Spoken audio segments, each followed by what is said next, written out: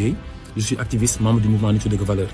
Alors cette vidéo, il y a juste une partie française, juste pour notre frère Gana Gueye, notre digne fils Gana Gueye, qui est joueur football professionnel international, qui joue en France. Je pense que tout le monde est au courant de ce qui s'est passé depuis très longtemps même. C'est pas la première fois. Il renonce de ne pas porter. Il renonce de ne pas porter les maillots LGBT. Et il l'a fait.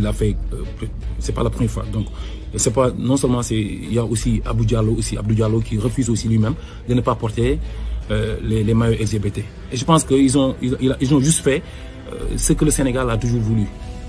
Ils ont juste prouvé qu'ils sont des fils du Sénégal, des dignes fils de ce pays-là. Ils sont des croyants, ils sont des Sénégalais. Ils ont juste défendu l'image du Sénégal et que c'est très important. Et je pense que c'est ça le football, c'est ça le sport. Un fils sénégalais qui est dans l'international et qui défend les idéaux sénégalais, c'est ça qu'on appelle le patriotisme. Alors ils sont juste des patriotes. Alors maintenant on a vu qu'il y a des autorités françaises qui sont en train de tweeter dans le net, partout sur Internet pour dire, dans les médias français, que Gana Gueye doit être sanctionné. Alors nous les Sénégalais, nous avons notre part, notre truc sur le truc. Nous avons nos messages sur ça.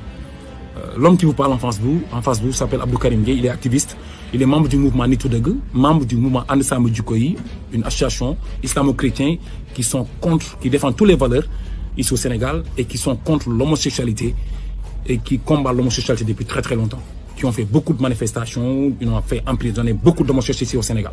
Il y a des imams, des marabouts, des prêtres partout dans le Sénégal et qui défendent les valeurs sénégalaises et les valeurs des religions islamo-chrétiennes. Alors l'homme qui vous parle vous dit une chose. Vous verrez, si vous sanctionnez Gana Gueye, vous verrez une réciprocité qui sera automatique et radicale. Comment? On a bien compris qu'ici au Sénégal, il y a plus de 150 entreprises françaises qui sont là. Récemment, on a vu il y a Total qui sont en train de promouvoir l'homosexualité avec les drapeaux LGBT. Et ça sera l'élément déclencheur qui va nous permettre d'arrêter tout ça. Et ça sera radical. Et si je vous le dis, vous devez le croire. Maintenant, on vous a à l'œil. Si vous sanctionnez Gana Gueye, vous nous verrez. Vous nous aurez, Inch'Allah. Vous verrez notre réaction qui sera automatique envers votre entreprise française là. Parce qu'il faut arrêter. La France n'accepte pas les voiles intégrales. La France n'accepte pas la polygamie. La France n'accepte pas beaucoup de choses qui sont dans notre religion, qui sont bien acceptées chez nous. Et nous, on vous le laisse parce que c'est votre territoire. Les droits sont limités. Ces droits sont limités là où commence le droit des autres. Chaque pays a ses valeurs et ses principes. Chaque religion a ses valeurs et ses principes. Vous parlez de la liberté. La liberté, c'est quoi la liberté? Si vous dites qu'il est interdit d'interdire. Ce qui fait que si vous acceptez de porter vos maillots LGBT, Gana Gueye est libre, un fils sénégalais, pour représenter le Sénégal, de ne pas porter des maillots. Alors pourquoi vous pensez le voir? Pourquoi vous voulez le sanctionner? Si vous le sanctionnez, nous, on va vous sanctionner sévèrement. À notre manière. À nos manières. Maintenant, c'est Karim qui parle. Moi, d'habitude, vous me verrez jamais. J'aime pas parler français. Je le fais parce que je suis obligé de parler avec vous. Parce que je parle avec vous. Quand je parle avec mon peuple, quand je parle avec les Sénégalais, moi, je parle Wolof. Très rarement, moi, je parle français. Rarement. Alors, c'est parce que ce message-là, c'est pour vous. Et je m'adresse à vous que je vous donne ce message-là. Si vous sanctionnez Gana Gueye, nous, on va sanctionner les entreprises françaises qui sont là. Et on va commencer par Total, qui est en train de promouvoir l'homosexualité partout dans les rues du Sénégal, comme on dit.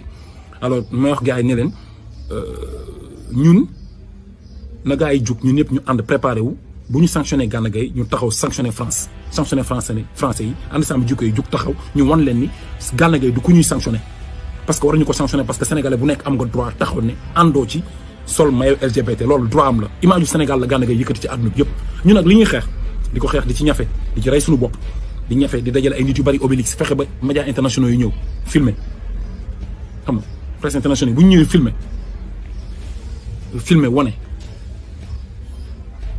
ñu gis ni médias yi xam tubaab yi xam niveau international fépp ni Sénégal nanguwuñu góor jigéen loolu Gana Gueye def na ko ci benn fan réussir na ko ci benn fan te gars yi c'est à féliciter respect à Gana Gueye ak Abdou Diallo respect à ces joueurs ces footballeurs là nga xam ni Cristiano Ronaldo par exemple dañ ko tegal ay Coca-Cola ay sangara mu pousse ko ne bàyyi leen naan boisson yi jour boobu Coca-Cola perte na 2 milliards geste bu rafet bu mu def noonu loolu la ñuy wax flash mob donc activisme bi ak citoyenneté bi du ci ñun rek ngeen ko war a xaar joueur football yi lamb yi mbër yi ñëpp ku nekk mën nga def cër bi nga xam ni mooy wane image du Sénégal ci dignité ak ngëm ak respect donc message bi loolu la alors le message est très clair pour les Français si vous sanctionnez Gana Gueye on va vous sanctionner et c'est très facile de sanctionner et je vous le dis et vous aurez me croire c'est très facile de sanctionner la France.